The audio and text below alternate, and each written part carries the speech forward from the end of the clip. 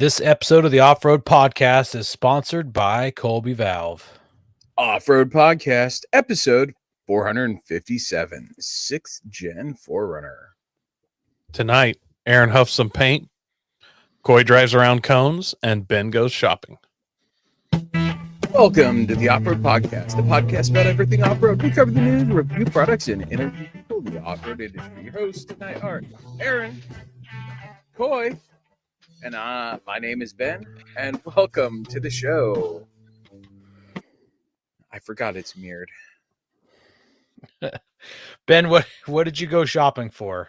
I actually went. You're always shopping. I am always shopping, but I actually purchased. I ordered a fridge freezer. Very nice. Yeah, a dual zone or what? It's got a wall that you can put in for dual zone capability. It's some Chinese brand one. It was a decent price. I figured I'd give it a shot, see how it goes, and worst case scenario. And did you buy this off of Wish? No, Amazon. I've learned. No Wish. No Wish.com purchases for me. I'm just checking. It's gonna show up and it's just a bag of ice cubes from Wish. It's an ice tray. An ice cube tray, yeah. Don't both of your trailers have fridges in them? Just my Rockwood, but I've got the trip to my long way home trip that I've got going on this summer. I'm not taking a trailer or anything. It's just going to be the 4Runner. So we're camping out of that. And then we're going to Yellowstone. It's a good call. It's way cheaper tow truck bill without the trailer. Oh yeah, way cheaper. And then we're going to Yellowstone this summer, and I figured it would be nice to have that along with us for while we're out during the day, just to keep in the back of the minivan. And I've wanted one for a while. I don't know. It's that. I thought you'd already bought one. I thought you bought one. I've been looking for one and trying to convince the wife, and I finally sold her on the idea. And as soon as she said, she broke down and was like, yeah, go ahead and order one. I was like, okay, this is one I've currently got that I've been looking at and I like, and it's on a deal right now. Right on. And it still took me. Felt her out a little bit more in case she was thinking it was going to be like $700, and you could have been like, oh, I mean, yeah, this was the one that I was thinking about getting. Unfortunately, when I've got an idea that costs more than a couple $100, she's looking into it more. So she likes to research it just as much as I do.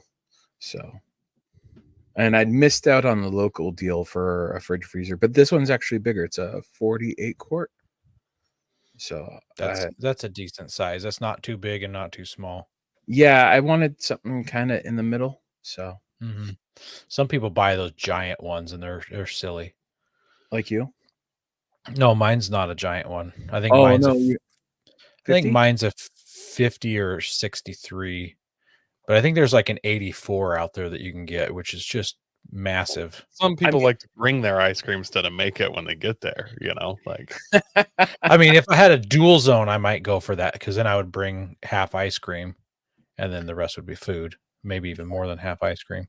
I figured going with a cheaper one would be an investment in if I wanted to go bigger or better brand. I mean, there's so many different fridges. That would be a fun if we did like a 4-day off-road trip and brought like a massive freezer and only ate ice cream, ice cream sandwiches, ice cream cookies, choco tacos. Problem with that, I mean, I love the idea, but the problem with that is you can eat 12 of those in one sitting, and it's going to have to just be a 1-day trip because we're going to run out of ice cream really fast. Yeah. If everybody brings their own freezer and brings a load of ice cream. Okay, so it's a 2-day. It's a 2-day trip now. It's a 2-day trip, and we can restock maybe. But my only problem would be I don't know what my limit of ice cream I can eat before I poop my pants. I'm not sure. I know that line is in the sand somewhere, but I haven't really got there yet. But it would happen to at least one of us for sure. Oh yeah. As long as we're not getting the ice cream from Dairy Queen, I'll be fine. I've got some sort of intolerance. Clearly, I would have to slip in some slip a dilly bar. Like, oh no, this one's from it fell in the blank, and then watch you start a bead of sweat come down over your eyebrow. Hey, what's wrong, Aaron? You feeling okay, buddy? We got to dig a cat hole now. What about you, Coy? You did some cones? I went racing for the first time in at least 10 years. So I've had a car I've been playing with for a while, and I went out to Oregon Raceway Park. It's in Grass Valley, kind of outside the Dalles, Oregon, and did a track cross. Like you run the racetrack, but they put a bunch of autocross cone elements, psalms and gates and stuff out there, and it's one car at a time, timed, and did 7 runs on the track, and I stayed the night, camped out. So was this the one that you signed up for that you were concerned about? Yes. How you were going to? Yeah. Nice. So the car ran well then? Since car ran fine. I have gotten very rusty, but there's a cool picture. Got the fire pit going. So you say you did 7 laps and then you camped. Did you race the next day too? No, I camped. I showed up the night before, camped, and then raced, and then went home.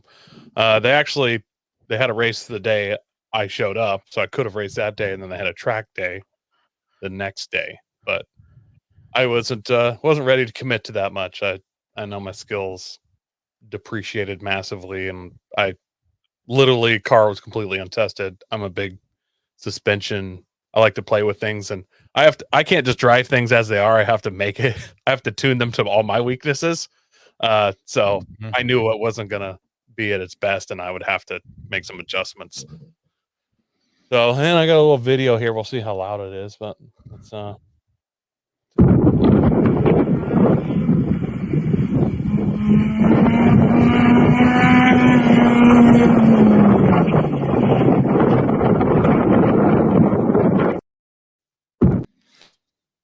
a little squirrely there, huh? You really fill out that seat. What's that? I said you really fill out that seat in that car. I wear that car. That car. I'm a spider with a push 300-pound man. It's an Iron Man suit. Like it's not. Yeah, I'm not driving it. Yeah. No. Josh says your beard must have rusted off too. Josh, it's weight reduction. He's going for best lap times. He wasn't even wearing any pants in that video. You couldn't tell, but weight reduction. No. Yeah, weight reduction. No, it's starting to warm up here. I can't get my beard as long as some other guys. I mean, I physically could, I suppose, but it starts to bother me, especially the mustache gets on my lip, just drives me nuts. And I got to trim her down every so often. Constantly trimming my mustache because it annoys the heck out of me. I got to rotate the crops, as I always say. About every 5 years, I take her down to a clean shaven situation, scare family and friends. People at work don't recognize me, and they mock me because, it's no good. I've done that before, and it was an accident. And if I remember correctly, Aaron said I look like a turtle. So Wow Guy says I miss Stig. Speaking of that, my helmet is a flat black version of the Stig helmet. So that's Simpson Bandit, cool looking Darth Vader helmet. I haven't used it in a bazillion years. It had all these stickers from other tracks and stuff that I used to run that would have to like tech your helmet, make sure it was okay, and then they'd put a sticker that was good for like 2 years on there. And I ripped all those stickers off in the process of doing that. I didn't realize I ripped off my Snell. It's not a Snell rating. Oh, no. I took my SA rating sticker off. Yeah. And didn't realize it till I got to the track, and the dude's like, where's your SA rating? And I'm like, yeah, I don't know, somewhere on there, dude. It's just a Simpson. Like, this is name brand helmet. I'm good. He's like, yeah, it's not on here. Is it inside? I'm like, I don't know. I'm like, where are they usually? He's like, right here on the back. You could clearly see where the sticker used to be. I was like, oh, dude, I just took that off. I was like, but it's not. They didn't even make that helmet that long ago. So it's a 2010. But Yeah, so I wrote Simpson like, hey, can I like get another sticker or like what's up with that? Because that's gonna be a costly mistake on my end if I can't. Did they respond? They have. I just wrote them today. So, but I would think like dudes paint their helmets and stuff, and the sticker has to come off. So like, I don't know. But then I also wouldn't want to just be giving those rating stickers away either, because no one just would buy passing them out. Exactly. Like, hey, Did you order it through them when you ordered it? I have no idea who I ordered it from. I'd have to go back in my emails. I probably did, but I don't remember. I'm just thinking if they had that information somewhere, it would be able to help locate it. Leroy, yeah, it's they just came out with the 2020 essay rating, but for autocross type stuff, they still accept the 2010 essays. So it's kind of, for some sanctioning bodies, it is past its rating, and others it's not. Yeah. And apparently the sanctioning bodies I race with don't care if you die. So anyways, Aaron, I'm curious about the Frontier Saga. Enough about not off-road stuff that I'm doing that I feel guilty talking about. Refrigerators and race cars. Yeah. You want to talk about something off-road? Oh, that was nice. Leroy says he cares about you, Coy. I appreciate that. It's nice. Let's see. I cleaned out the old shop in preparation to move my stuff out of it into my new shop. So that's kind of off-road related, right? I didn't do anything off-road related other than I got the parts in for the Frontier, and I was just getting ready to just slap them on. I bought them from Rock Auto, and 2 different color brake calipers showed up. Look at these colors. One's like split pea gray and one's gunmetal gray. And then the hardware on one is gold and chrome, and the other hardware is painted the same color as the caliper. I don't know what's up with that. That's like some rebuild action. Well, they are rebuilds. They're not brand new. They're remanufactured or whatever they call that. One of them showed up in a box that said Pro on it, and I don't know. They look identical except for being left and right. All the casting and everything looks the same. So I don't know what makes one Pro. So of course I can't put them on my truck looking goofy. So I cleaned them up, and I've got several coats of primer and paint on them. So they dried over the weekend. They are ready to be installed, but the next step's going to take some leg day pressing to pump all the fluid out the back. So I con somebody into coming over. Coy, what are you doing this week? God, I freaking knew you were good. I was already, you're like, I got to get a leg day. And I was like, no. I'm probably available. What day were you doing it? Yeah, I'm busy that day. So I have a trip. A trip. Your house. Couldn't you gravity bleed most of it? And then I'll just have my wife come out and pump the brakes. It's fine. She's as strong as Coy, so it's all right. I've had wives pump brakes before, and they do not like that. No, they don't. I had my son help me once, and it was like, he's like, this is a stupid thing to have me help, Dad. You need to find better things for me to do. I actually might be around Sunday. I think so. I don't know if I will be or not. I got a very busy weekend, so. Lifted Xterra says you haven't seen the video of a guy using a spray bottle nozzle to bleed brakes. I haven't seen that. I actually have a power bleeder, and I should just check to see if it works with my Nissan Reservoir, if the cap will go on it. So I got a couple different caps.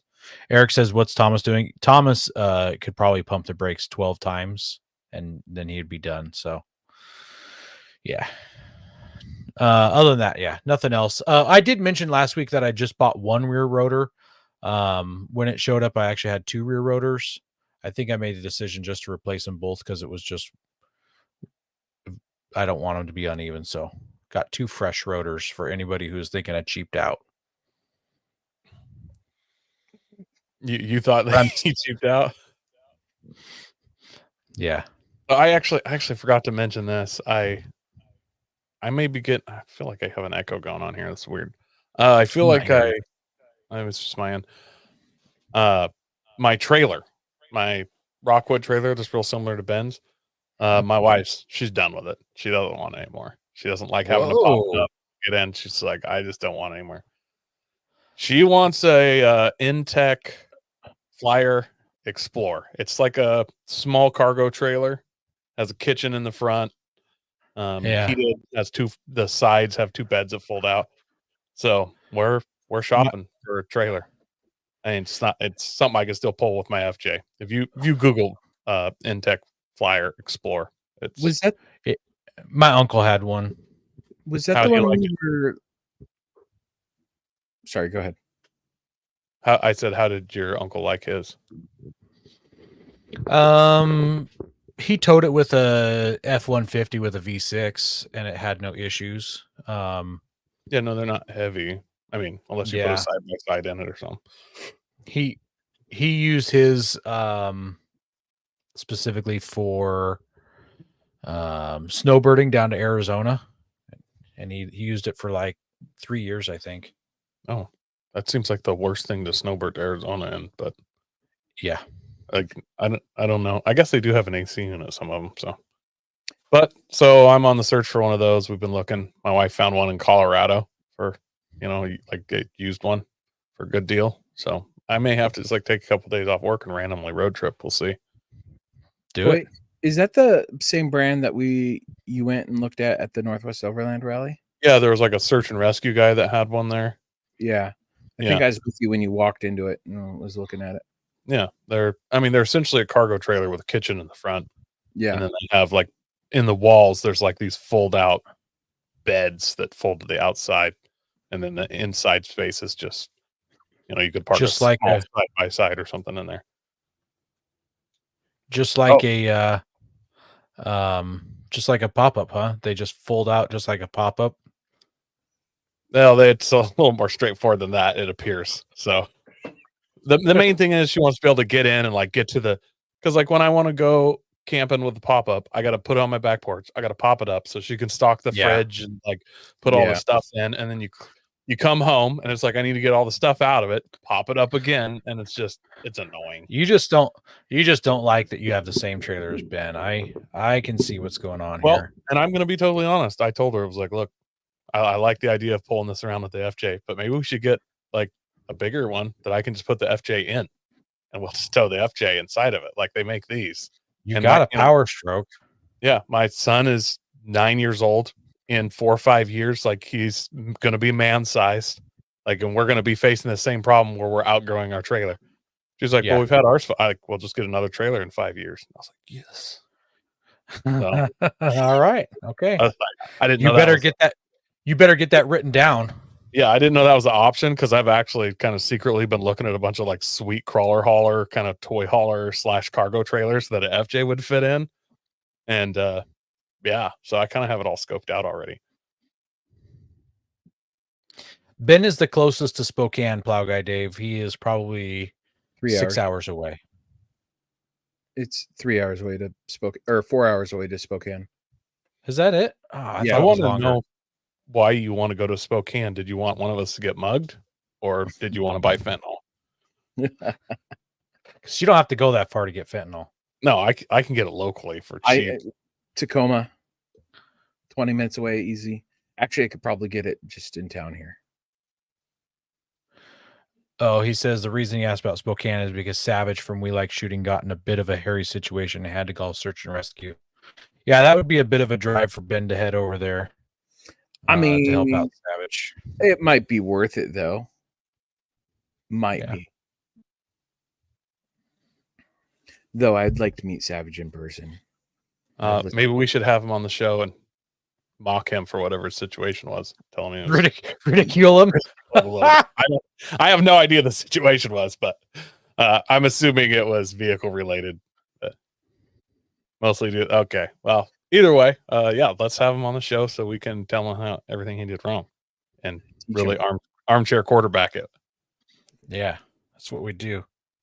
So did you guys see the tornadoes over the weekend that like hit the Midwest, like Nebraska and Iowa?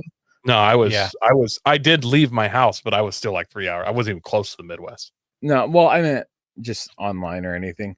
My first thought when I saw Iowa was Josh, and so I messaged him, and as you see, he's on here tonight. He survived because he's in Ohio. Ohio. No, Ohio got hit too. He had warnings. He had high wind warnings. I thought, okay, well, maybe high wind warnings, but yeah, it was Iowa and Nebraska that got tornadoes. They had high wind warnings where I was camping. Like, that's not a tornado.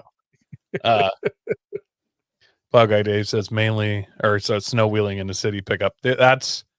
You'd be surprised how insanely common that is out here. I mean, I think you're in Colorado, so I would think that'd be common there, but maybe there's enough snow that people are smarter there. But in like Oregon, Washington, like a large number of search and rescue call outs are people that drove something into the snow that they shouldn't have. Yeah, tons of them. And honestly, like the Facebook page 4x4 recoveries, I would bet that's around half is that there. Maybe more. Yep. We also want to thank our sponsor, Patriot Patch. Head over to patriotpatch.co and check out their selection of great patches, shirts, cleaning mats, signs, and stickers. You can also join the Patch of the Month Club for $15 and receive a patch, matching sticker, and artist proof each month. Have tire troubles ever left you deflated? Colby Valve has got you covered. Ever have a valve stem leak? Colby Valve makes reusable and easily replaceable valve stems that don't require you to remove your tire from the wheel. They work with your off-road rig, ATV, side-by-side, commuter vehicle, or even your tractor. Never be left stranded again because of a busted valve stem. They also have a tire repair kit for those punctures that keep you away from doing your favorite thing, wheeling. Make sure to check out colbyvalve.com or ask for them at your local off-road products store. All right, guys, we only got one news story this week, but it's a big one here. It is from Auto Evolution, and it is about Ram, not Dodge, but Ram launching 5 new trucks. You might think 5 new trucks. There's only one truck. It's a Dodge Ram, or just a Ram. But these are like sub models of the Ram. So you got 1500s and 2500s that we're going to talk about here. So at the beginning of the article mentions the release of the new models is considered by the company a true milestone in the evolution of its trucks. But most importantly for us, it marks the arrival of the most capable, most affordable off-road truck lineup in the industry. The changes Ram prepared for us apply to both the light and heavy duty family of trucks. 3 of the new releases have to do with the 1500. The rest refer to the 2500. All are described as the most off-road models Ram has offered. Most off-road models. Maybe it should say most off-road capable models. I'm not sure what that really means there. I think they forgot a word. Possibly. Marketing for you. So our first one here is the 2025 Ram 1500 RHO. Comes in at $69,000, and it's a 3.0 liter HO SST Hurricane twin turbo engine with 540 horsepower and 521 pounds of torque. It has Black Bilstein Hawk E2 adaptive performance shocks, a 5-link coil system, and the company's active terrain dynamic suspension management system offers 40% more rear wheel travel than the rest of the 1500 lineup, and the ground clearance of 11.8 inches. The overall ride height is 2 inches taller than the rest of the 1500s, and it rides on 35-inch tires. Ram isn't going to be making the TRX anymore, and we talked in a news story about a month and a half or 2 months ago about the RHO replacing the TRX, and this doesn't have anywhere near TRX horsepower, so I don't know. I don't think this can't replace it. Nothing has ever made me want to talk in like a Scooby-Doo voice more than a Ram RHO. Row, Ram, row. I can't wait. I can't wait to see a Ram row. Ram row. All right, and then the 2025 Ram 1500 Rebel X. The suite of extras hidden underneath this name includes the Rebel Level 2 equipment group that throws into the mix the Uconnect 5 system with its 14.5-inch touchscreen, a dual-pane sunroof, power tailgate, and a 14-speaker Harman hard-on premium sound system, among others. I thought it was Harman Kardon. I'm gonna have to Google that. It's definitely an H. So, yeah, seems odd. Yeah. The old Harman hard-on. I work with a guy named Harman, so it's even stranger. The Ram 15. Yeah, it is Harman Kardon with a K. So okay, that was copied. That was copied directly from their website. So yeah, that's hilarious. Yeah, I didn't. No, the Ram 1500 Rebel X is available in a color that's exclusive to this model, Mojave Sand, a hue that's made even more impressive by the black elements fitted on the body, including the grille and the bumper with its skid plate and the bezel on the headlamps. So the exclusive color is brown. Is that what I'm with black? Brown with black accents. I'm assuming a matte brown. I mean, I haven't seen this color, but I like yeah, that's super exclusive, bro. Like, it's brown. Yeah. Truck offers about 1 more inch of ride height, 33-inch tires wrapped around 17-inch rims, and Bilstein shocks, powered by a 3-liter Hurricane standard output. See, too bad it's not that really high output. Standard output SST engine rated at 420 horsepower and 469 foot-pounds of torque, controlled by an 8-speed automatic transmission. The Ram 1500 Rebel X offers something that no other truck in the company's lineup presently has, and that's the rough road cruise control feature. Imagine doing an off-road ghost ride. Did Dodge just copy crawl control? Is that what happened?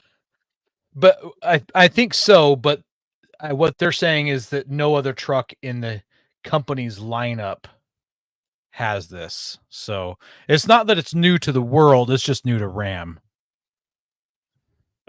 Travis Hudson. It's still a row. It just stands for regular high output. Thank you. Regular high output. That's the kind of comedy that really I love. Yeah, it's also a row. That's regular great. High output. I really do hope people ghost ride that whip. And the videos are out there, and then they can't seem to get back into their truck, and it just continues off a cliff or over the trail. Or surely it can tell if you're sitting in the seat, or when you open the door, does it work? I would hope. Probably. You're probably right, but let's hope they defeat those controls. I mean, this may be a stretch, but the Mercedes with the the cool bouncing. Yeah. I mean, Mercedes and Ram already have, some connections. I would way rather have that. Not that I'd use it to get unstuck. I mean, I might try, but it would be cool to just roll up bouncing all the time. I like it. All right. The next one is the 2025 Ram 1500 Warlock. Are you guys familiar with the Warlock name at all? I mean, I'm familiar with it from video games and things. From Dodge's heritage. It was there was a homeless guy that was screaming that he was a warlock the other day. So I mean, I'm familiar with it on that level. He was being paid by Ram. He was trying to cast fireball on me by throwing grass, but whatever. That's fun. That's really fun. I hope you played along. It burns! It burns! Start screaming. So points of damage. So the Warlock is $54,000. It's a half-ton, and it's meant to pay tribute to the pickup trucks by the same name that made the rounds in the 70s. The model sets itself apart from the rest of the crowd through its 18-inch wheels that are painted black. They have Bilstein shocks that provide a 1-inch lift, distinct exterior badges, and unique decals. This one is also powered by the RHO, the regular high output 3-liter Hurricane standard output SST engine, 420 horse, 469 foot-pounds of torque, 8-speed automatic. I do want to really say love that they set themselves apart with their 18-inch wheels. yes. It just stands that out. Are painted, they're painted black. Black 18-inch wheels. When I see a truck with black, I'm like, wow, whoa, bro! Like, look at that. Like, I do a double take usually. Sometimes a shoulder roll. What's really, really funny is the last vehicle, the Rebel X, and you described it as being sand color with black accents. I'm looking at my screen and take that down for a second, Ben. I look at my screen and there's only one vehicle on the screen and it's sand colored with black accents right behind Coy. And then we read the next article that also sets itself apart about having black painted wheels, and there they are again. Well, to Coy, be you fair, really stand out with your rig. I was never trying to. To be fair, though, the Rebel, those are 17s, and obviously bumping it to 18s, pop. Like, yeah, makes super off-road going to 18s from 17s because you don't need sidewalls for it or anything.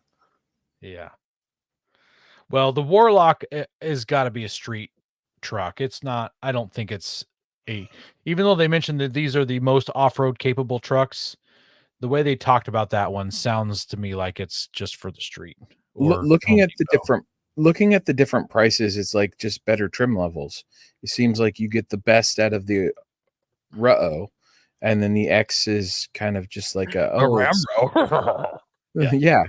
It's got sand versus you can have this adaptive performance shocks and 14-inch screen. Got really rough roots control.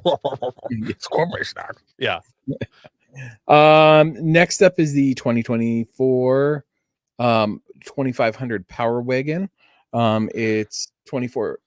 In its 2024 incarnation, the model relies upon its unique suspension system, set up with a pair of Blistine stocks with a modified control arms and spring rates to give the truck a 2-inch lift. It's meant for hardcore use. The truck also is equipped with locking differentials and a 1,200-pound Warn winch powered by the mighty 6.4-liter Hemi, linked to an 8-speed automatic transmission, and the power plant spins the wheel shod in 33-inch Goodyear Wrangler dirt tracks. Ben's favorite tire. I still like the Duratrax. A lot of people do. And it's funny, I've never gone back to them. That was back with my first 2 Jeeps.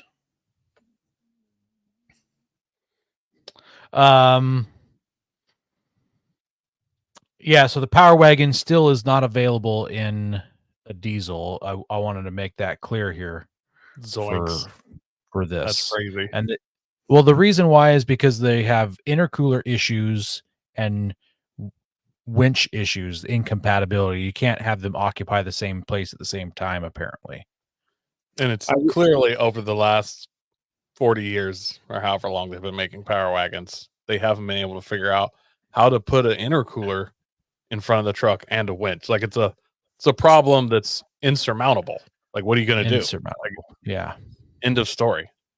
Yeah, I've seen the Power Wagons. They are at least capable out on the trail. Absolutely. It's just they're massive.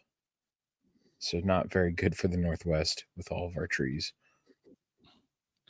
All right. And now we have the 24 Ram 2500 heavy duty Rebel.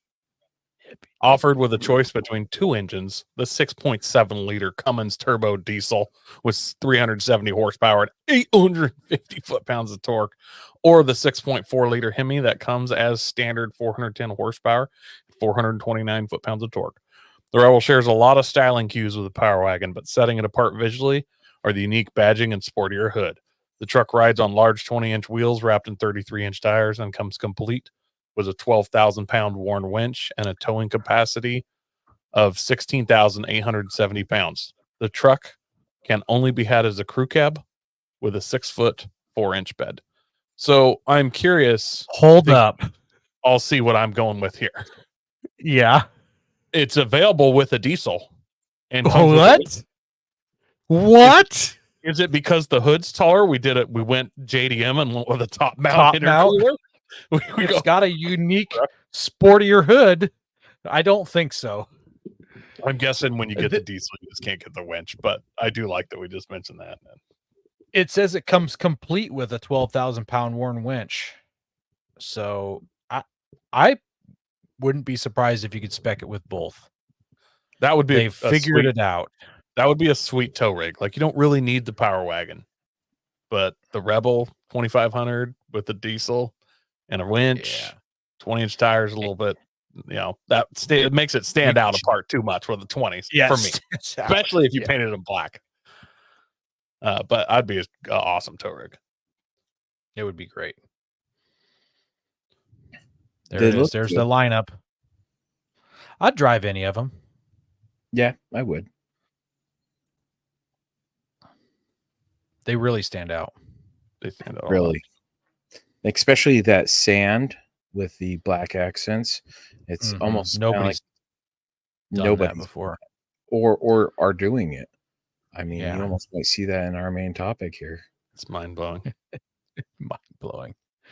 All right. Well, speaking of main topic, I just wanted to mention that on episode 410 and 427, we did a breakdown of the new Toyota Tacoma and the Land Cruiser, respectively.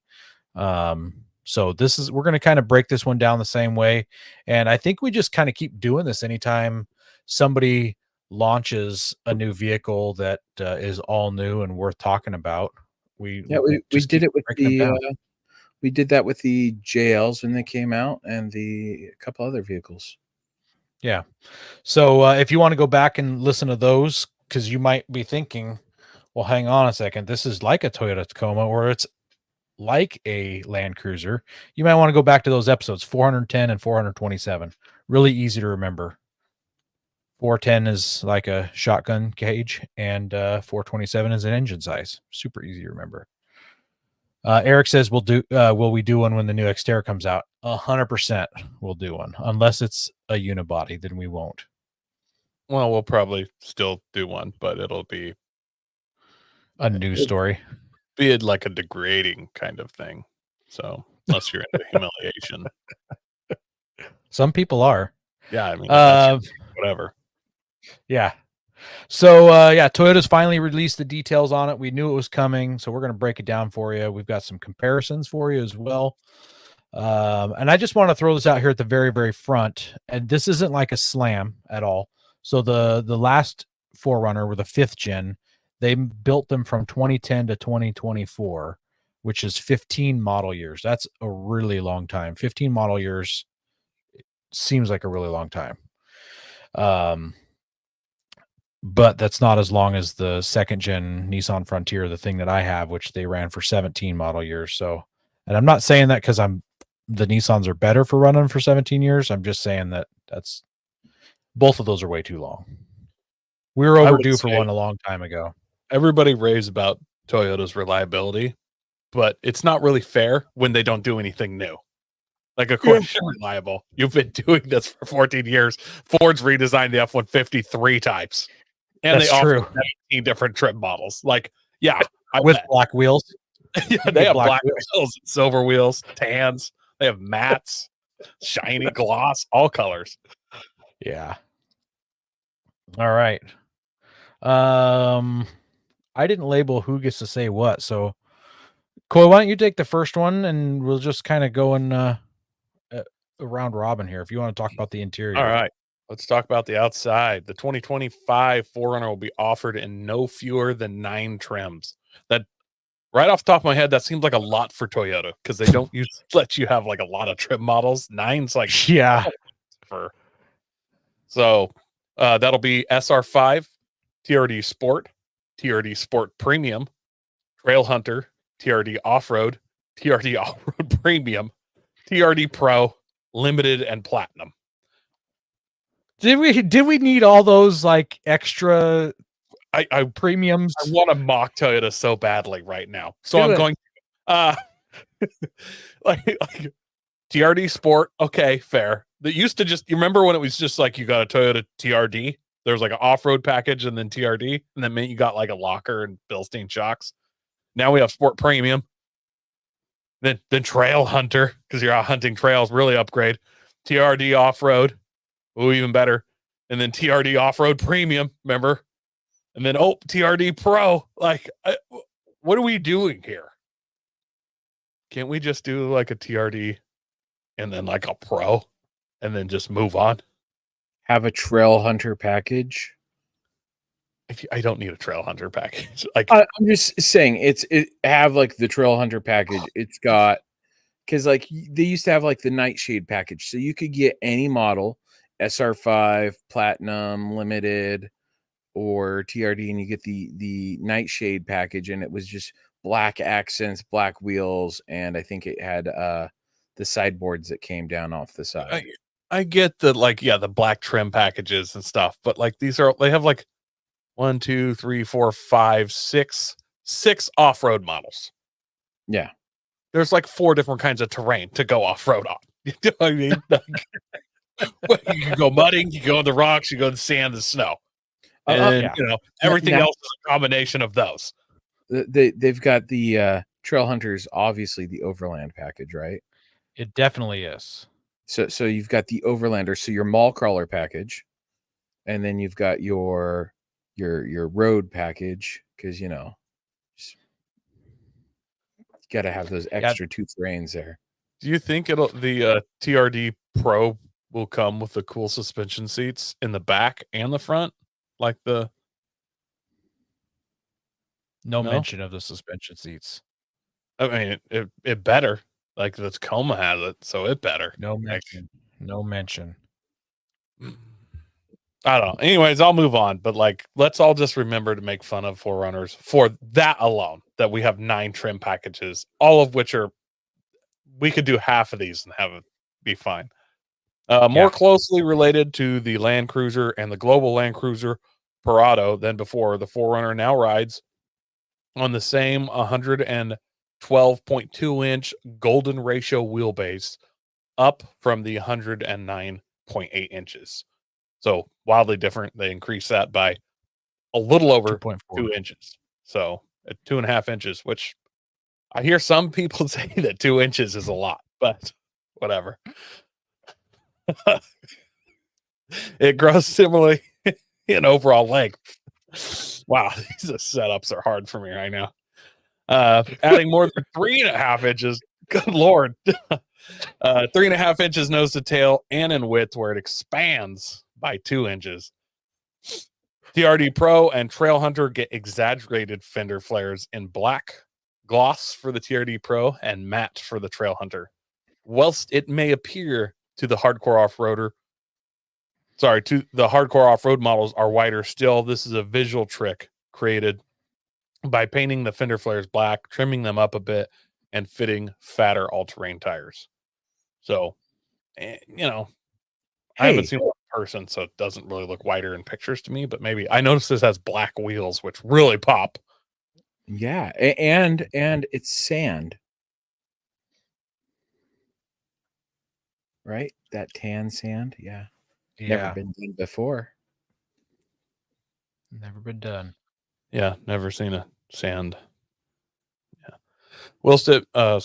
Exterior styling is heavily influenced by the new Tacomas, while the interior is nearly identical. Longtime fans will be delighted to know the power roll down rear window returns, which we were talking about this pre-show. It never went away. I don't know, or it was an option. That's unclear to me if that was gone or not, but it still has, or now has, I'm not sure which, the roll down rear window, which is honestly almost my favorite thing about 4Runners. Let's see. We'll appreciate the lift kit itself can also be powered because they're so heavy and difficult to lift up. And I like to wait for it to slowly raise up and beep and all that stuff. I really like that on my wife's RAV4. That spare tire looks like it's hanging really low. Wow. Yeah. So I don't know if it's an angle. The 5th gen still has a roll down window. I think maybe they were surprised that it's still there. Maybe. Oh, this article just mentioned that it was back, so as if it went somewhere. Leroy Overlanding says you will still be able to huff exhaust fumes while you drive. Just what I've been looking for. It's so you can return fire without blowing your rear window out. It's exactly what all it's for. OG fans who remember first-gen 4Runner of the 1980s will love the return of the wrap-over rear quarter windows that curve into the roof for a bit of that safari look. I actually, myself, I like that. I do appreciate that.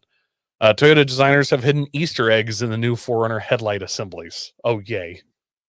On most trims, an illuminated 4Runner appears in the bottom corner. On Trail Hunter, the passenger headlight features the Compass logo, while the driver headlight says Trail Hunter, and the TRD Pro says TRD in the passenger headlight and Pro in the driver headlight. TRD Pro models also replace the 4Runner badge on the tailgate with TRD Pro. Yeah, man, that's so cool. So cool. TRD Pro gets raised roof rails in place of more substantial. I'm sorry. TRD Pro gets raised roof rails in place of the more substantial metal platform style rack of the last version. The Trail Hunter now sports the biggest rack. Limited gets no rack, which makes it look a bit bald. After I read that, I looked at the picture of this 6th gen with no roof rack, and it does look like a bald guy. I mean, so there's a Trail Hunter. Are there any of the without a rack? I think it was a blue. I think it was a blue color, Ben. No, I don't think I. There it is, right there. Yeah, it does look bald. I kind of like the no rack look because it's more retro looking that way to me, and that's kind of the cues that I'm liking on it. I think is those small retro things. I'm just wondering who's going to keep the factory headlights. So many people I know with Toyota, the 4Runners end up replacing their factory headlights to begin with, because because they want like LED and glow and HID rings and stuff and all the super. Yeah, or like the modern version of Altiza taillights. Remember those like chrome taillights that all the ADM guys? The headlight replacement to have like LED daytime running lights is the like modern version of that.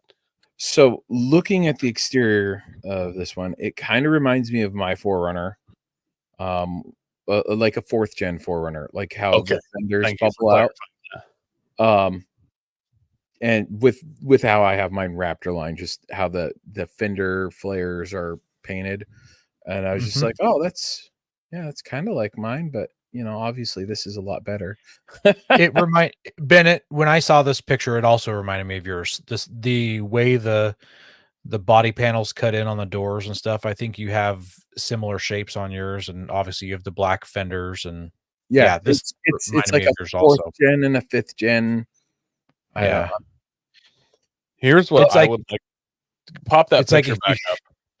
If you took a picture of yours and you dumped it into AI and said, make a 6th gen 4Runner, that's what this would have come up with. You know how like half doors are all the rage to do the half door? I hope that when these are old enough to get modified, that somebody trims the bottom of the door to match that kind of upside down boat shape. So it's the same thing. You just need to see out through there, and it would be cool. Like, you just trim the bottom of it, and there's like a perfect line to trim there. Anyways, you can still roll your window down, and maybe it won't stick out that bottom part. I think so. I just like the fact that so unlike the 4th gen, it actually goes in. The 4th gen, it bubbles out. It seems like it sucks it in, so that's like less chance of getting door panel damage. Yeah, there's already a crease there, so if you crease it more, it's more likely to bend on that seam, and you can pull it out easier. I am worried about people breaking windows in the Pacific Northwest on some of the trails on that rear window that wraps up and over. I love the wrap up and over window, but I see a lot of people rub that portion of their SUVs and trucks into trees. And but if you're gonna, I would rather knock that top corner window out than have to do sheet metal work on that top corner. Like, I suppose. Coy, have you ever had to replace your rear window, corner window? No. So I've got a buddy who's got an FJ, and he's had to replace that curved window. That's really expensive glass, and that's I bet it is. About this, how is your buddy knocking that window out? It's the size of a volleyball. First of all, he's the one that jumped it at Tahuya, so I don't know. It's 2-wheel drive at that too. Look, if you knock a dent in the roof, you're kind of, oh, I can't. Never mind. The 2-wheel drive FJ owner. I remember that. Okay. Yeah, he was on the forums. Moving on. Yep. Ben, why don't you cover the interior here? All right. So you've seen the inside of the new Tacoma. You've seen the inside of a new 4Runner. The design is identical. The panels are the same. The same trim level changes the trim materials and accent colors. An 8-inch center infotainment center, a 7-inch instrument cluster are standard. The higher trim levels have a 14-inch infotainment and a 12.3-inch instrument cluster. Toyota's Safety Sense 3.0 suite of active and passive safety systems is on every new 4Runner, bringing everything from adaptive cruise control to steering assistant. Platinum models also get a heads-up display and automatic wipers. Dirt-focused models get Toyota's full arsenal of off-road aids. The multi-terrain system select and all of its drive modes now work in both 4 high and 4 low, while crawl control, effectively off-road cruise control, is now quieter. You can spec the multi-terrain monitor system on most of its models as well, including a 360-degree camera, 360-degree cameras that look under the vehicle by cleverly stitching together video inputs, wireless Apple CarPlay and Android Auto. There's an interior Easter egg as well, yet another bit cribbed from the Tacoma. On the driver's side dash, there's an accessible only when the doors open, a circular hidden compartment with a lid that reads accessory ready in Morse code. It's only about 2 inches deep and 6 inches in diameter. So we don't know what you're going to store there. Probably your chew. Moon pie. There you go. Throw a moon pie in there for every guy you know. They get smashed. They get smashed so easy. This is protects your moon pie. You guys don't understand. I could fit a tuna can in there. Not mine. One or two nicely poked holes. I stick a tuna can in there. You're going to be wondering what that smell in your 4Runner is for 4 months. And it's going to be hilarious. There's even an optional 3rd row, which even Toyota admits it's a last resort when you really need to give another kid or two a ride home from soccer practice. Apparently it's time for me to sell the minivan in the 4th gen and buy 6th gen, right? It even comes in sand color. Thanks for the note, guys. You can get a 3rd row with the hybrid. The battery and the 3rd row occupy the same. Oh, you can't get a 3rd row. Cannot get the you cannot get the TRD Pro with the hybrid and the 3rd row because they occupy the same space in the cargo area. Digital rear view mirror, which I've got a digital, it's a dash cam digital rear view mirror. I like mine. It's nice to see that this is an option on there. 3 USB-C ports up front, more available in the rear, and wireless charging added to the upper trim levels. All variants get keyless start, but if you want to get a digital key, only available on some models. And you also need to pay a subscription because, subscriptions are so much fun. Thanks, BMW. I'm guessing that subscriptions, like maybe you have the key on your phone. And so you don't even have to have a key in your pocket. You just have your cell phone with you. It's something like that. And then you're out and about and your cell phone dies and you can't start your car. Yes, makes good sense. I didn't see it mentioned in here. Maybe it's on the TRD models. That last picture with the air compressor in the back. It'll come later, but yes. Yeah. So for the chassis, as with the Tacoma and Land Cruiser, it's using the TNGA-F global body-on-frame architecture. It also underpins the Sequoia and Tundra and Lexus GX and LX. So they're like building everything on the same platform. And we talked about this back with the Tacoma. We hope that Sequoia and Tundra and Land Cruiser parts will be interchangeable with all these things. Maybe you can get your long travel or mid travel suspension by just bolting up some factory components. So it's going to put total chaos out of business, but I doubt it. So the 6th generation has 1,000 more pounds of towing capacity. So it was 5,000. We're now up to 6. This part is kind of throwing the internet in an uproar here. The guys over at the Fast Lane Truck or TFL Truck, whoever they are, they snapped a photo of the door sticker, and on the door sticker it says that it has a combined weight of occupants and cargo should never exceed 895 pounds. And if you divide 895 by 5, if you have 5 adults, the average person has to weigh 179 pounds. None of us. Yeah. Actually, I bet you all 3 of us in that 4Runner would put it over the GVW or pretty close. We'd be right there. I was thinking about this. So tongue weight, or you can that's going to be like 500 pounds. It always is on Toyotas, right? Like. So does that minus out of your payload, or is payload already taking into account that you could have a 500 pounds weight on your hitch? It says on that sticker combined weight of occupants and cargo. So tongue weight isn't cargo necessarily, but I mean it's acting like weight in the back of your rig.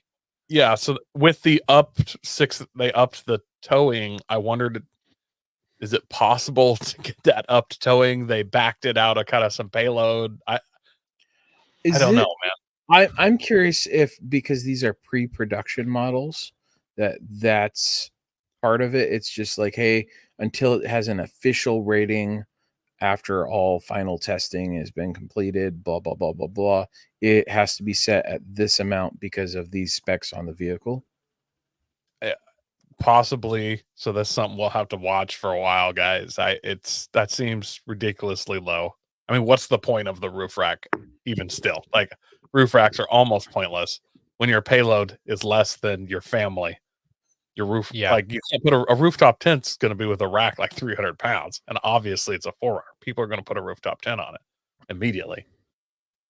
Yeah. So before the show, you guys ran out and looked at your rigs. Coy, you said your FJ Cruiser had a payload of 1,130 pounds. Yep. And Ben's on his door said 950 pounds. So Ben's is more than what the sticker said. Oh yeah, okay.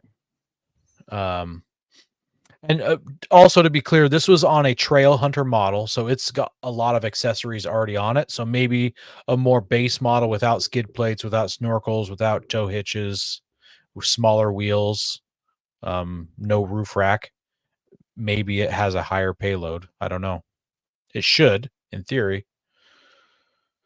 My Nissan Frontier, the internet tells me that I've got a 1,446 pound payload. I've got a longer wheelbase that comes into play with payloads and stuff like that. We should have looked up what the Tacoma payload was. Which gen? The newest, because they share a bunch of stuff, and like the Land Cruiser payload, the new Land Cruiser. So it's 1705 for the payload. Okay, yeah. And look at, that's the Tacoma or new Land Cruiser? Tacoma. Check the new Land Cruiser. Because I mean, the new Land Cruiser should be, I mean, in my mind, it should be slightly less because it's probably it's a bigger body. So depending upon the the package, it says 1687 to 1797. That's huge. That's like a Land Cruiser thing to have really high payloads. It always has been, yeah. I remember us talking about that before, which it's sharing so many similarities with Tacoma and Land Cruiser. I just don't see how it doesn't have a nearly as high or equal payload. The fourth or the fifth gen 4Runner has a 1495 to 1700 pound payload. This has to be like a pre-production thing. That makes no sense for it to be that low. All I can think of is it's a pre-production thing. Yeah, I guess that's something to keep your eye out for down the road. Ground clearance is listed at 9.2 inches. It is unclear how that differs with the various trims.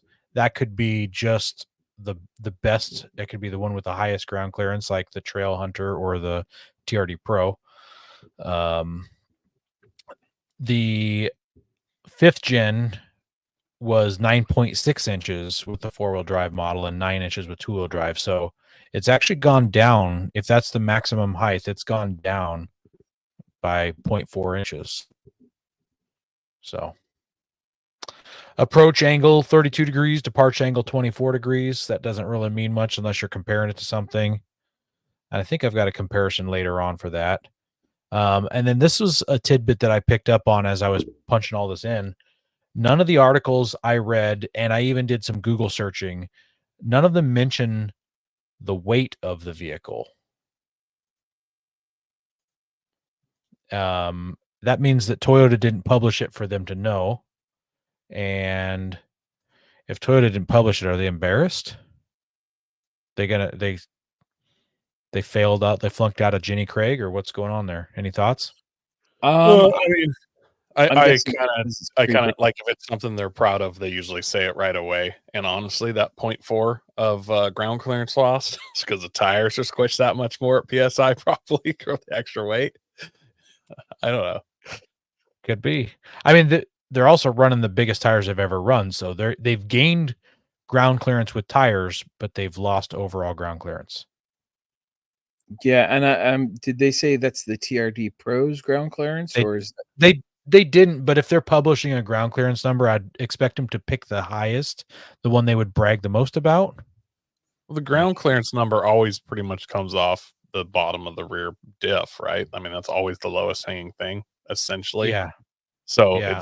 it might be that tire, actually. Spare tire. Might be this tire, exactly. Because I mean, you pull what's that Tacoma's ground clearance? Because it has going to have the same time tires and everything, but it's going to have more room for the spare tire to sit up under the bed, probably. I wonder if the tire sits that low to kind of make room for the battery area and for the hybrids, so it has to sit lower. So 11 inches. It's got to be that tire then, right?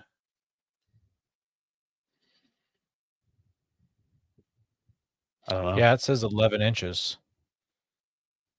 Well, and maybe that's on the Pro or something, and this 9.2 is on just the base model, you know? Yeah, I'm gonna guess it's base model, but who knows? Maybe it's just that spare tire hangs down so low. All right, guys, let's talk about drivetrain. The lower trims use Toyota's 2.4-liter turbo 4-cylinder with 278 horsepower and 370 foot-pounds of torque. This engine works through an 8-speed automatic and a 2-speed 4-wheel drive transfer case with low range. Higher trims get a hybrid version of the same that inserts 48 horsepower electric motor between the engine and transmission and jetsons the starter motor. With the electric boost, a total combined output rises to 326 horsepower and 425 foot-pounds of torque. The old 4-liter V6 produced 270 horsepower and 278 foot-pounds of torque, but also only had a 5-speed automatic transmission. What I'm excited about is reflashes. Obviously, it's going to be a couple years. Ben and me got reflashed, and they made a substantial difference on turbo vehicles. It's going to be 50 horsepower. If it's not more, like it's going to be a chunk and it's going to be awesome. And with that 10-speed automatic, like it's going to really wake these things up. Even with the lowest trim, it's still got great horsepower and torque. Yeah. Not class leading, but it's still a really good number. Yeah, I'll definitely bump up. It's a lot of complaints that I've heard is it's really sluggish when people talk about driving a 4Runner. Yeah. The battery stores only 1.9 kilowatts, and if it's anything like the new Tundra, this hybrid system will be tuned for performance, not fuel economy. Toyota doesn't have numbers for us yet, but we hope it'll improve meaningfully on the old models 16, 19, 17 mile per gallon city highway combined. Numbers. The hybrid Tundra and GX, though, don't give us a lot of hope. If I remember right, the hybrid Land Cruiser, though, was pretty amazing. Yeah, but that was represented from Toyota, not real world numbers. And I think that the Tundra was represented, it's supposed to be pretty high as well, and it's not. People aren't getting those numbers. Okay. Yeah. We'll see. Yeah. The extra power and ratios will likely drop the 0 to 60 time from 8 seconds to roughly 7 without the hybrid system and 6 with it. Rear-wheel drive variants get a limited slip rear diff, and the limited and new range topping platinum luxury trims can be equipped with the full-time four-wheel drive system with locking center and rear differentials borrowed from the Land Cruiser. A 6-second 4Runner. That's quick. It makes me angry.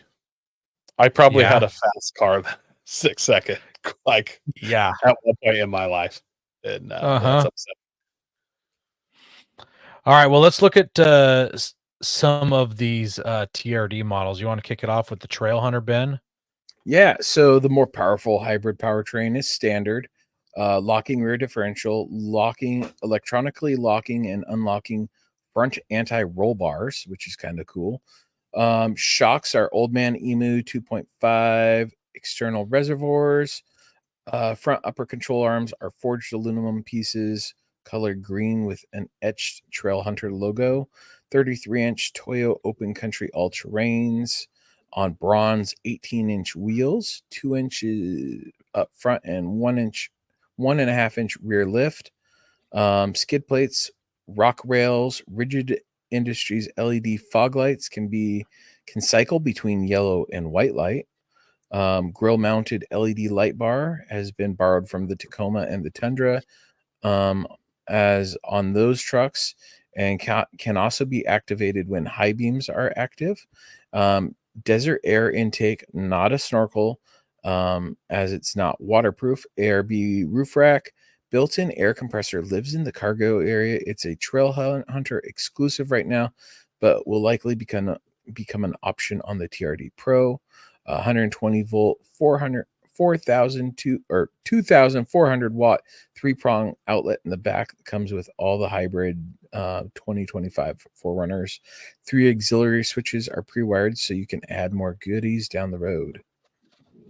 I really like that they have the LED light bar that activates with high beams in the grill, because if it's anything like, I had the auxiliary lights, they weren't a light bar, but they're on the bumper with the FJ. They came with the Hella 500 auxiliary lights, and it's just a button and you can leave it on. So when you turn your high beams off, they're off, and when you turn them on, they're on, and you can just leave that button on. That's you don't cool. have to hit it every time, at least on my FJ.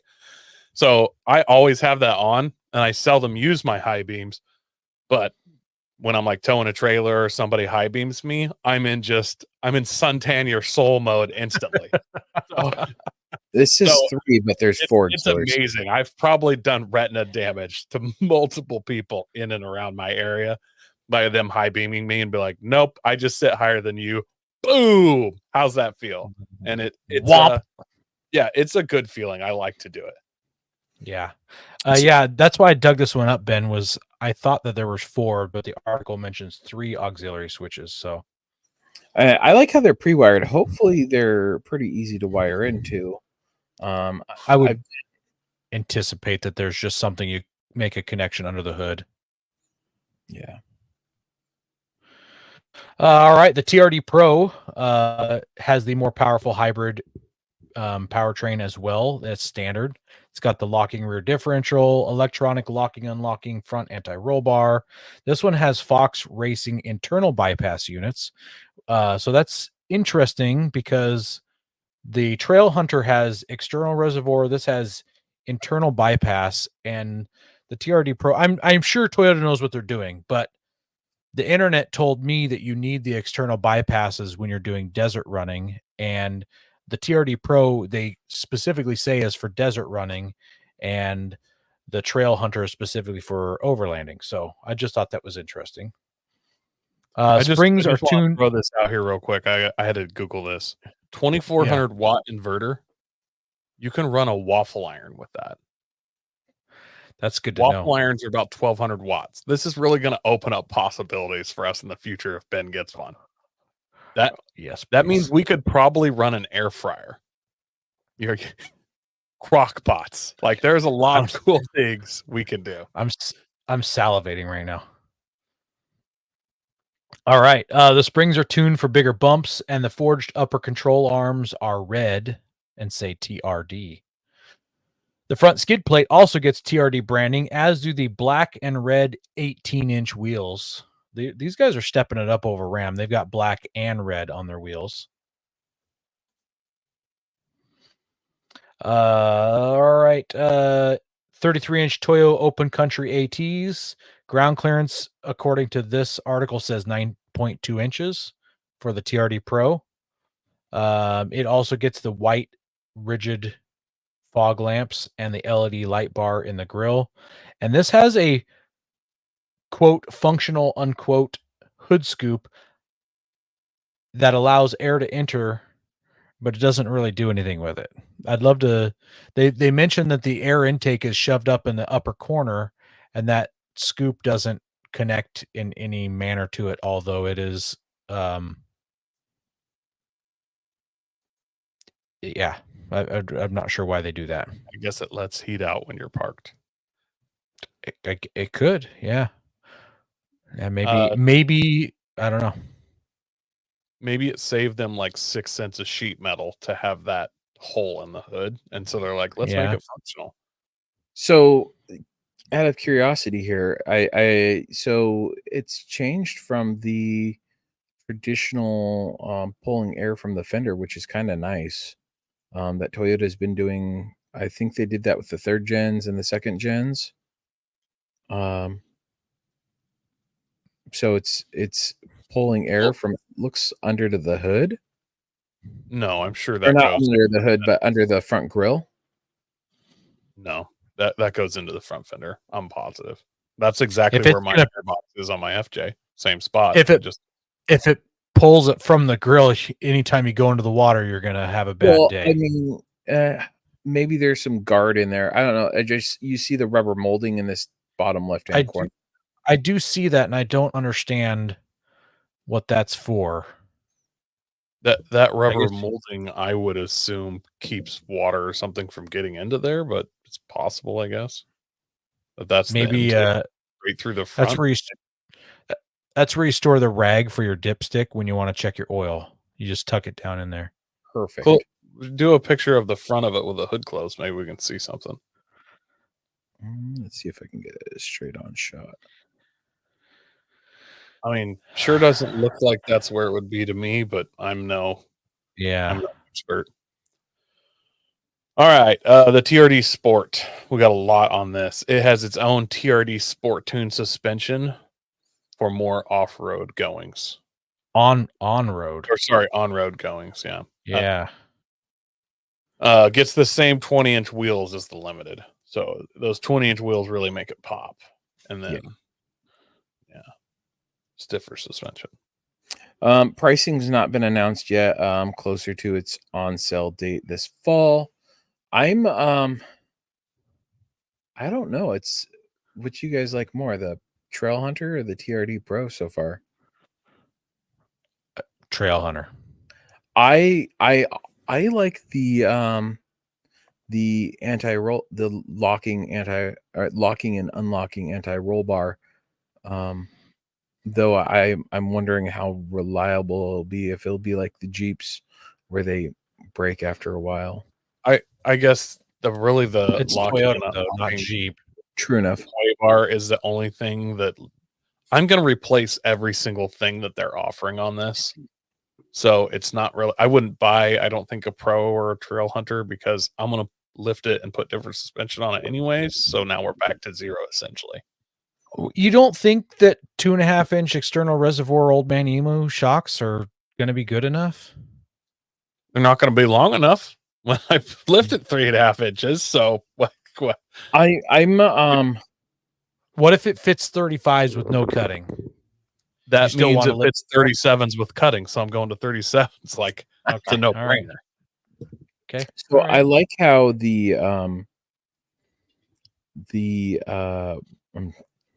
like Coy was talking, it sounds like you might be able to fit 37s with cutting, right? I like that idea. I really do.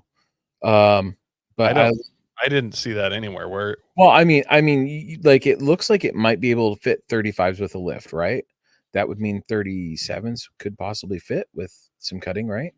Especially if you pull off those stupid fender flares.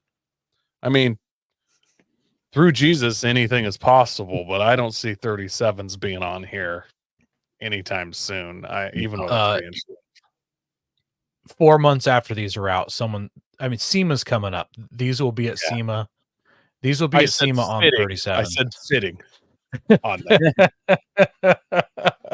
These will probably be the new hotness at SEMA this year. Yeah, I'm sure. I'm put my money down on that one. People will be building these as fast as they can for SEMA. They'll have builds where they'll get like a white one and put retro Toyota racing stripes on it and be like, built. Yeah. Iron Man. Off-road Stewart. All right, let's talk about the 4Runner versus the Land Cruiser here real quick before we drag this out much longer. So the Land Cruiser comes standard with the more powerful engine, which is only available on the higher spec 4Runner models. So you can get the same engine in both of them, but you have to have the higher spec 4Runner. Both use the same. I don't know if it's the same, but both of them use an 8-speed automatic. The 4Runner comes in 2-wheel drive, part-time 4-wheel drive, or full-time 4-wheel drive, where the Land Cruiser only comes in full-time 4-wheel drive. Both tow 6,000 pounds. Both have the same 112.2 wheelbase, and they both have the same track width. According to Toyota, the Land Cruiser is 0.1 inch wider than the 4Runner. 0.1. Where they differ though in external dimensions is that the Land Cruiser is 5.3 inches taller, and one of the articles I read said that the occupant driving it felt like they could sit up higher and see better over the hood because of that. 4Runner is 1.1 inch longer. The 4Runner has slightly better clearances. The approach angle is 32 versus the Land Cruiser's 31. Departure is 24 versus the Land Cruiser's 22. And the Land Cruiser only has 8.7 inches of ground clearance versus the 4Runner's 9.2. So you're losing a half an inch there as well. Cargo space should be better in the Land Cruiser, but we don't have any details. We don't have any details on that. And then the Land Cruiser are only 5-passenger because of the hybrid battery. So you can get the third row seating in the 4Runners as long as it doesn't have the hybrid battery in it. So there's a comparisons. What do you guys think about? What's your thought on Land Cruiser versus 4Runner?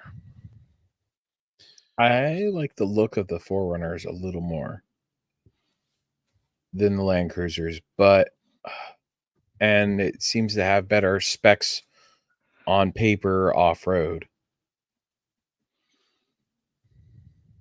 Yeah, I agree with the specs for sure. But I do like the idea of more head space. Being 6'4" like I am, I lean my 4Runner seat back so I can sit comfortably. So I'm long torsoed. It would suck to, hop in a rig and not have as much headspace when there's a rig that's out there that's potentially got more. I'm guessing they're costing about the same. We don't know. I think the highest trim level, hybrids in 4Runner will probably be close to the Land Cruiser price. So my answer is a little complicated on this. Just at face value, and everybody is hating on the new 4Runner looks. I think it looks great. I really do like the way it looks. I think it looks like they smashed a 5th gen and a 4th gen together, kind of like the best aspects of it.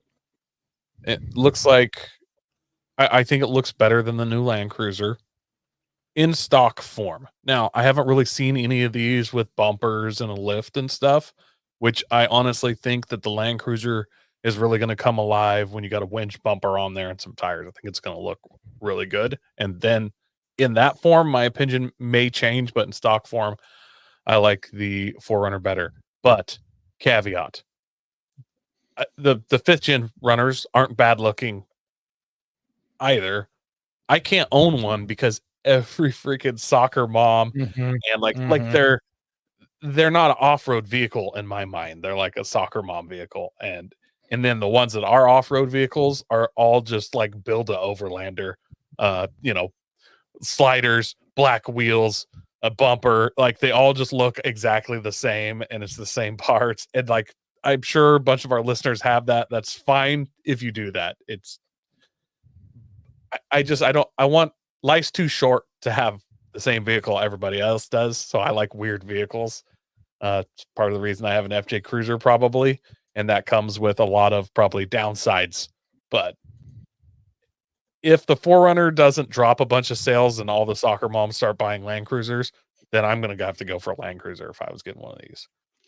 Even if I like the looks of the 4Runner better. Something I was thinking about was all these added safety features might cause some problems with modding. So like the 5th gen 4Runner or 5th gen or the Tacomas, like the rear, the blind spot monitoring on the mirrors, that's in the rear bumper if it's got the plastic bumper. Otherwise, it wasn't compatible. So I imagine all these safety features, like you see these sensors here in the corners of this one right here. How's that going to work with an aftermarket bumper? Are they going to have like little sensor plugs all over? It's going to kind of. They're doing that. They're doing that. Yeah. It's not going to make less aftermarket. It's just going to make aftermarket. A rear bumper is going to be $2,800 instead of $2,000. Yeah, it's going to take some development, but people are doing it. Yeah, I like the taillights. They're smaller, less of a target. See, these taillights look all right, but these taillights, I don't like it. It's that smoke Altezza look. They look like a robot squinting at you. Feels cheap. Johnny 8's number very mad. Johnny 5. Yeah. Johnny 5. There we go. Project Zelta is angry. So here's my question though, guys. Aaron, you just get creamed in the Nissan. I'm not putting this on you. In the Nissan. On you. This is a wild hypothetical. You're in the Nissan, teenager just plows into you. It's not your fault. Insurance is pretty good. You get some pain and suffering in there, and obviously your rig's totaled. Maybe you urinated because the event was so traumatic, and then we got some humiliation. Like, I don't know. But anyways, somehow for your Nissan, insurance pays you out big, man. You get $55K. You crack your patella or something. I don't know. You bruise your pituitary gland. You get 50 grand. And Ben, same for you, but it's you have full coverage and it's clearly your fault because it's clearly your fault. Your tire came off. You jumped the median. You hit a church van full of elderly people. But either way, you also you get the full insurance payout. You didn't realize you've been overpaying for extra coverage in the 4Runner this whole time. And you guys got 50K. Like, is this an option? Are we going? What do you think? Is it on the table? I'd put it on the table. But I mean, the Tacoma looks a little more interesting to me, and the same go pickup truck. I think I'd be willing to go pickup truck, but I'd entertain the 4Runner, and I'd also entertain the Land Cruiser. It's a hard sell right now. I would definitely look at it, take it for a spin. I kind of want to see what the off-road market's going to do with it too, though. Leroy says, bet it's going to cost more than $50K. Obviously, it's going to cost more than $50K for sure. But I just got them in the market because I figured they can afford like 15 grand on a rig. So that puts us up 65K. We're poor, Aaron. We're poor. That get them there. It's a good down payment. Yeah. Good. With 7%, 9% interest rate or whatever we're at right now. Interest is going to kill you. Yeah. Thanks, George Bush. No, I'm not going to get a 2024 Frontier. That's for sure. Nissan doesn't have anything that is competitive in the market right now.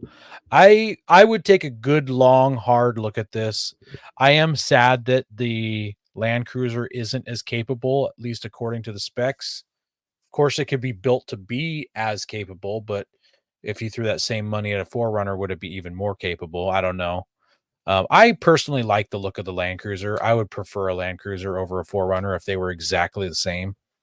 But I don't know. The Colorado's with the Bison ZR2 package and factory 35s and stuff, or Ranger Raptor. Although I thought the Ranger Raptor was only on 33s, which feels too small. So Bronco. See, I think I need a pickup truck. I still like to haul a lot of gear, so I need a truck bed. I'm getting to that point with the family. I've got a bigger family. I'd almost consider a Tundra, but I don't know how I feel about the newer Tundras. Well, at this price, you're into lightly used Raptor territory as well. So yeah, true.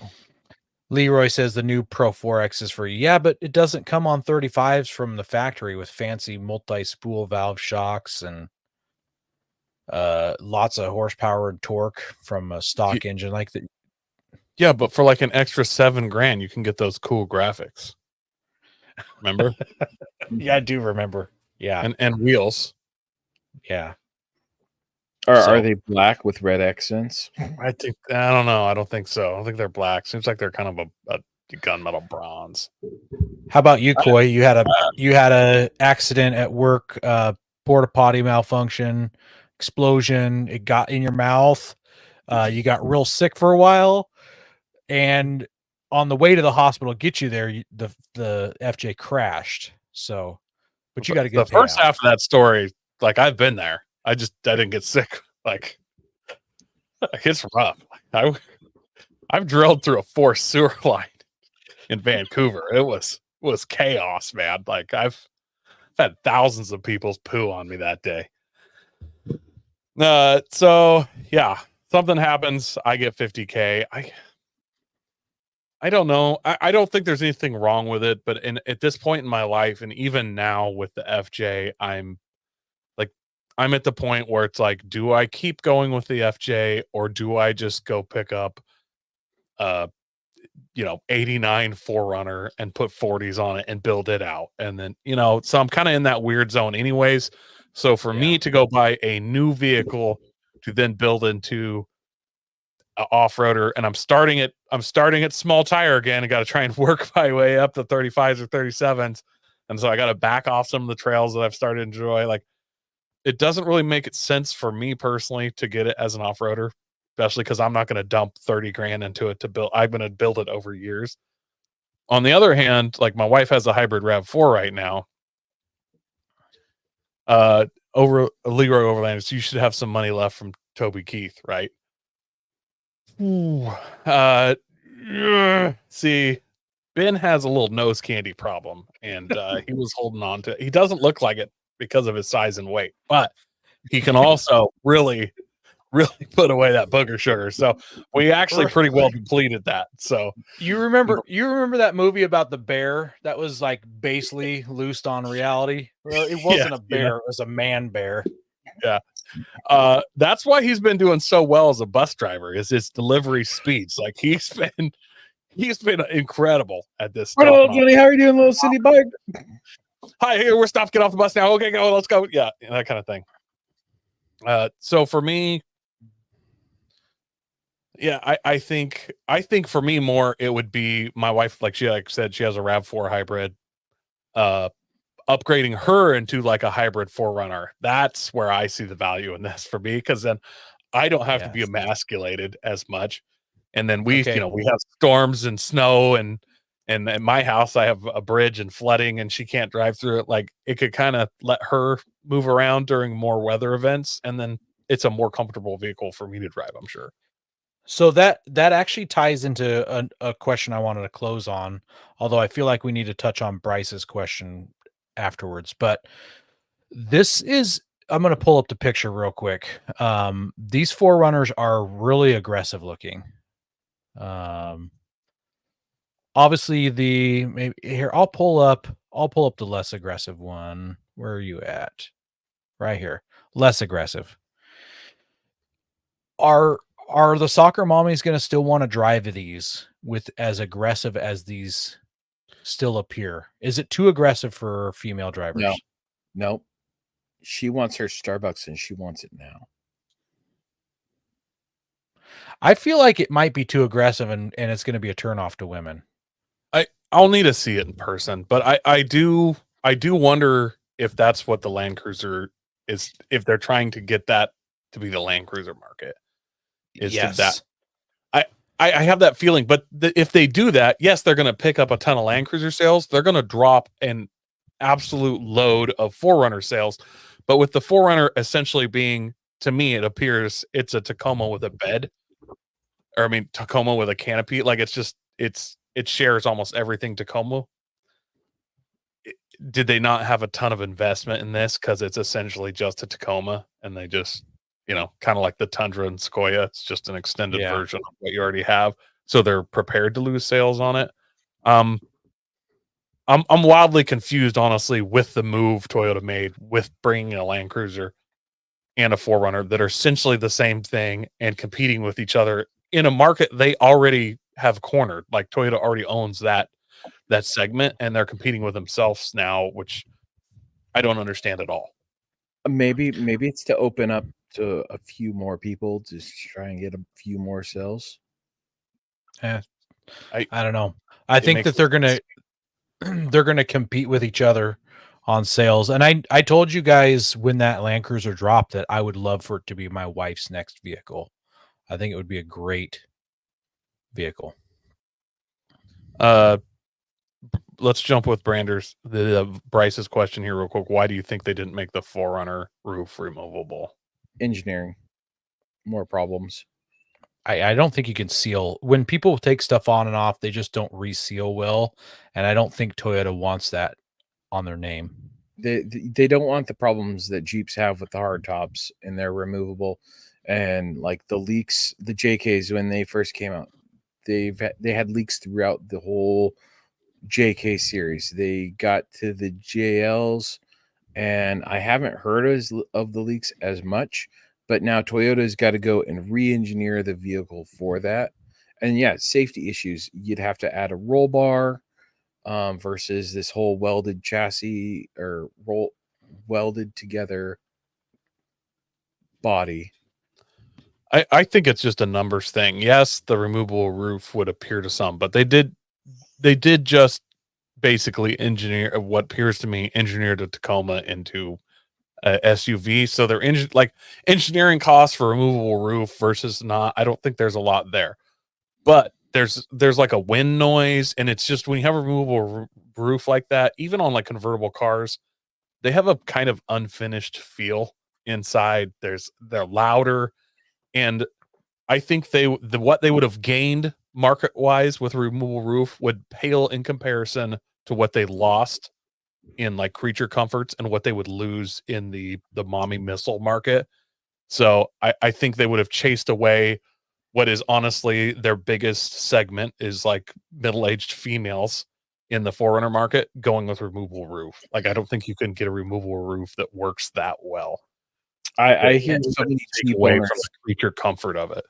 I hear so many Jeep owners that are like first time buyers, and then they leave and they go buy a Toyota because they want that off-road capable, but then they don't want the road noise and all that, because you gain the road comfort. At the end of the day, while it's an off-road vehicle, their true market segment is not, it's women. It's not even men for 4Runners. Like, they have to cater to that. So, will there be one at SEMA?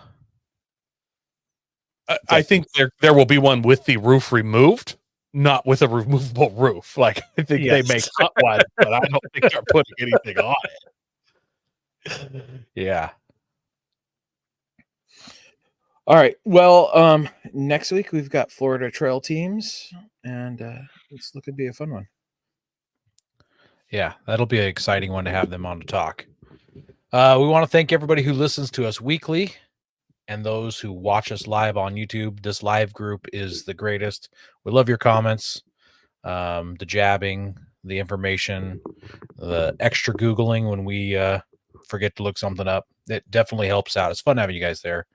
We do appreciate you guys. Make sure you're sharing us with your friends and helping us grow. God bless America.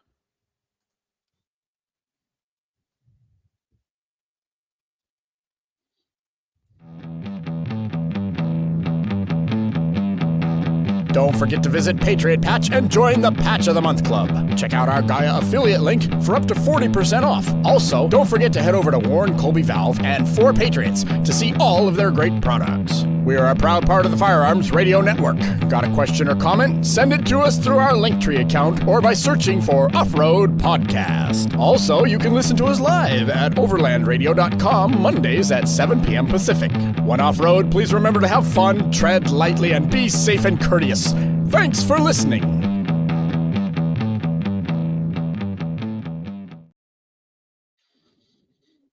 Did you guys listen to the camel episode?